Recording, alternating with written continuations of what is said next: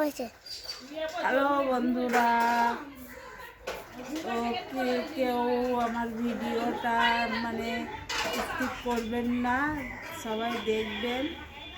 তো আমার 7 বছর ধরেই এই রকম অবস্থা। একটা ঠিক ভালো ফিজিওথেরাপি সেন্টার আমাদের এখানে নেই। তো যদিও ফিজিওথেরাপি সেন্টার আছে, তো সেখানে হাত থেরাপি হয় না। মাটির তলায় বাড়ি এক ভাই আসতো, সে থেরাপি করতো, কিন্তু কিছুদিন হলো বন্ধ হয়ে গেছে। তো থেরাপিটা হলে একটু ভালো থাকি। তো এখন সমস্যা হয়ে গেছে যে সব সময় এই ঠান্ডার মধ্যে বারবার পড়ে যাচ্ছি, হুইল চেয়ারে নামতে গেলেই পড়ে যাচ্ছি। 3-4 জন না হলে কেউ নামাতে পারছে না। তারপর শরীরটাও দিন দিন ভারী হয়ে যাচ্ছে, মনে হচ্ছে যেন কত মোটা রোগা থেকে এত ফুলে গেছি অপারেশনের পরে। তো জানি না কেন, ওষুধের জন্যেই হয়তো ফুলে গেছি। কিন্তু এখন আজকে যা মারাত্মকভাবে পড়ে গেছি, তো সেরকম এমন কন্ডিশন হয়েছিল, মনে হলো যে কোমর থেকে পুরো ভেঙে যাবে দুটো পা। সাথে আমার বৌদি, মা সবাই ছিল, তাও ওদেরও চোট লেগেছে শুধু আমার জন্যে। তো দুটো বাচ্চাও খুব সাহায্য করেছে। হুইল চেয়ারের মাঝখানে পুরো ঢুকে গেছিলাম, হুইল চেয়ারের মাঝখানে পুরো ঢুকে বেরোতে পারছিলাম না। তারপর তাও অনেক জায়গায় আপনারা দেখছেন যে হুইল চেয়ারে এই জায়গাগুলোই আমার পা ঢুকে যায়।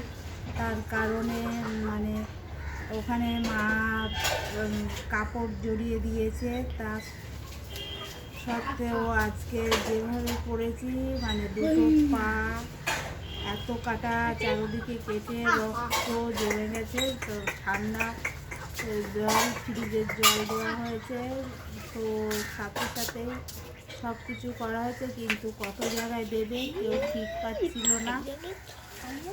তো যাই হোক, আপাতত সেই টাইমটায় বাড়িতে কেউ ছিল না, মাত্র 3 জন তো ছিল।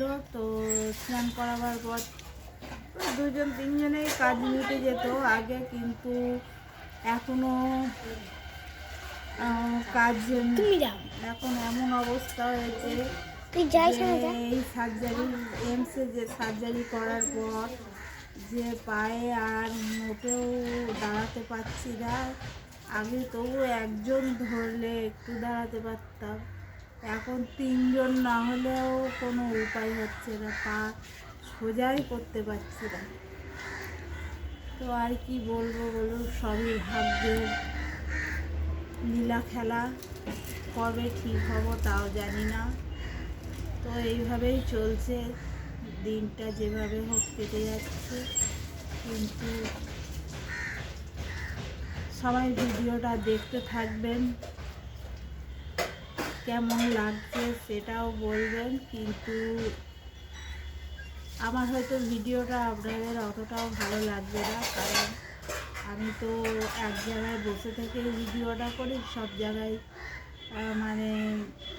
গিয়ে গিয়ে ভিডিওটা করতে পারি না। তো হুইল চেয়ারে বসেই ভিডিওটা করি, ঘর থেকে বারান্দা আর বারান্দা থেকে ঘর। আর উঠোনে নামতে গেলে আমাদের ঘরটা একটু অনেকটাই উঁচু, নামানো খুব মুশকিল। তো প্রয়োজন ছাড়া নামা খুব টাফ হয়ে যায়। তো এই পর্যন্তই শেষ করলাম। ভিডিওটা দেখতে থাকবেন, সবাই লাইক করবেন, সাবস্ক্রাইব করবেন, শেয়ার করবেন।